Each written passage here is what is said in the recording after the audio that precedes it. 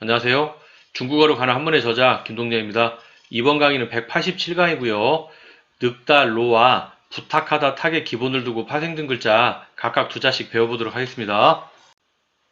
늑달, 로자는 우리가 12강에서 배운 적이 있습니다. 그림에 보면 어떤 할아버지가 지팡이를 들고 있죠. 자, 옆으로 지나가는 이런 선을 우리가 지팡이라고 보시면 되고요. 나머지는 할아버지의 모습이다 이렇게 보시면 되겠는데요. 쉽게 생각하는 방법에는 자, 양쪽에 이렇게 생긴 부분이 손이고 아래쪽에 있는 동그라미 두 개는 다리다. 그 다음에 위에 있는 이 부분은 사람의 머리다. 이렇게 이해를 하면 그림이 연상이 되시죠?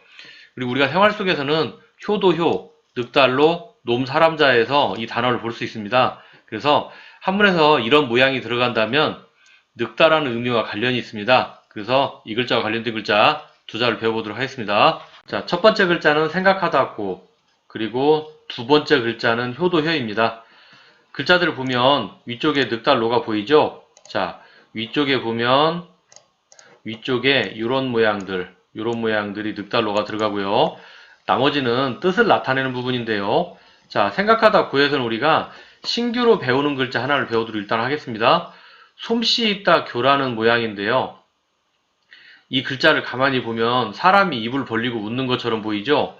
자, 이 글자를 한번 써본다면, 자, 이렇게, 그 다음에 이렇게 하고, 자, 이렇게 생겼죠? 마치 이 부분이 사람의 입처럼 보이죠? 그래서 사람이 입을 이렇게 벌린 모양인데요. 웃고 있는 모양입니다. 그래서 솜씨가 있다. 솜씨가 있고 손재주가 이쁘고 솜씨가 있고 이쁘고 이런 의미로 사용이 되는데요. 여기에서는 생각하다 고죠. 그래서 늑달 로자와 솜씨 있다 교가 만난 모양인데요. 늙으면 노인이죠. 오래 산 노인은 지혜가 있고 생각이 깊지요. 그리고 생각에 뭐가 있나요? 생각에 솜씨가 있죠. 그래서 생각을 잘한다. 생각이 깊다. 생각하다 이런 의미가 된 것입니다. 그래서 생각하다 고는 어떻게 된 거다? 솜씨 있다 교가 세월이 지나면서 고가 변한 모양입니다. 그래서 음은 고이고요. 생각한다라는 부분은 오래된 노인의 생각이라고 해서 생각하다. 생활 속에서는 우리가 재고. 사고는 교통사고라고 생각할 수 있는데 그런 사고가 있고요. 여기서 말하는 거는 생각하는 의미의 사고입니다. 한문적인 글자로는 다른데 한글에서 사용되는 글자는 같은 경우들이 있습니다. 똑같은 사고라고 하더라도 한문이 완전 다릅니다. 그리고 재고라는 것은 우리가 창고에 싸놓은 물건 보고 재고라고 하죠. 그런데 그런 단어가 아니고요. 여기에서는 다시 우리가 도전한다, 또 한 번 도전하면 재도전이라고 그러죠. 그래서 다시 재자를 써서 다시 한번 생각한다. 고는 생각하다 재는 다시 생각한다. 이런 단어입니다.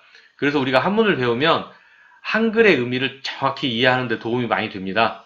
그래서 여기에서 생각하다 고를 배웠고요. 자, 아래쪽에 보면 효도효가 보이죠? 효도효자의 아래쪽에 보면 아들 사람자가 보이죠? 자, 아들 사람자는 우리가 예전에 배웠는데요. 우리가 예전에 29강에서 배운 적이 있습니다. 이 그림에 보면 아기가 손을 벌리고 누워있죠? 자, 양쪽에 이 부분은 아기의 뭔가요? 손입니다. 그래서 옛날에는 아들이나 자녀로만 사용되다가 현재는 사람의 의미로도 많이 사용이 됩니다. 그래서 다시 앞쪽으로 와서 자, 아들이나 자녀가 누구를 업고 있는 모양인가요?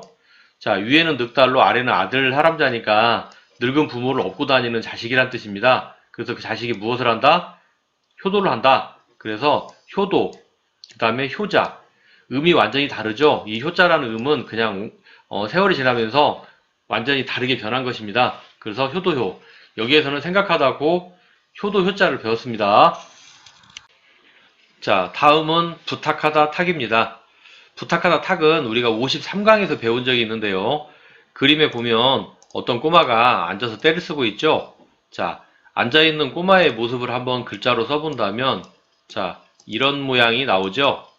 자, 때를 쓰지 않고 부탁을 해야 되겠죠? 좋은 말로. 그래서 부탁하다 탁이라고 그때 말씀을 드렸었습니다. 그래서 여기에서 관련된 글자 두 개를 배워보도록 하겠습니다. 첫 번째 글자는 맡기다 탁. 두 번째 글자는 집택입니다. 자, 부탁하다 탁이라고 말씀을 드렸었습니다. 그래서 오른쪽에 보면 이런 게 붙으면 의미 뭐다? 탁이다. 뜻을 나타내는 부분은 왼쪽에 있는데요. 왼쪽에 붙어 있는 게 무언가 보면, 자, 무언가 보면 손 숫자가 보이죠? 자, 손수.